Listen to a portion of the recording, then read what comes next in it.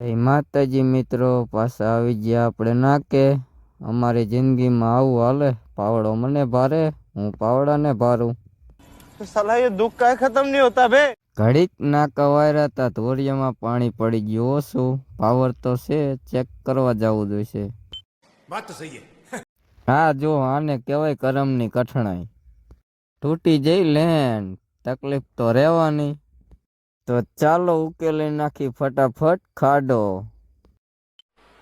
મજા નહીં આ રહા હૈ. પાણી ઉકેલીને થાય પણ આ તો બંધ થવાનું નામ જ નથી લેતું, નીકળ જ કરે. બસ હવા નીકળ ગઈ. અમુક લોકો વાડીએ એમપી ના મજૂર રાખીને સ્ટેટસ ચડાવે, આઈ એમ અ ફાર્મર. એમ નામ ન થવાય મારા કલેજા, આવા તડકાની મહેનત કરવી પડે. રેલગાડીને ટાયરનું આખું ટ્યુબ મીટી દીધું તોય પાણી બંધ નથી થતું, એટલે આપણે જવું પડશે ગામમાં હાંધિયો લેવા.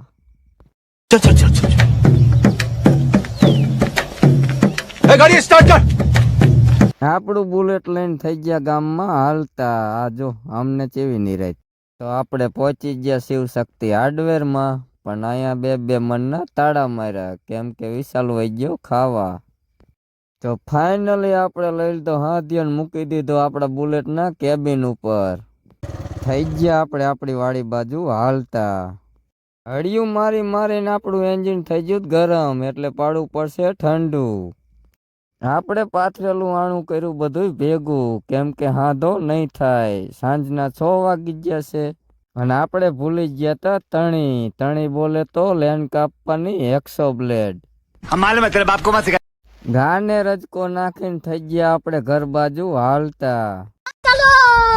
અમારો વ્લોગ કેવો લાગ્યો, સારો લાગ્યો હોય કે ન લાગ્યો હોય, લાઈક ફોલો કરવાનું ભૂલતા નહીં.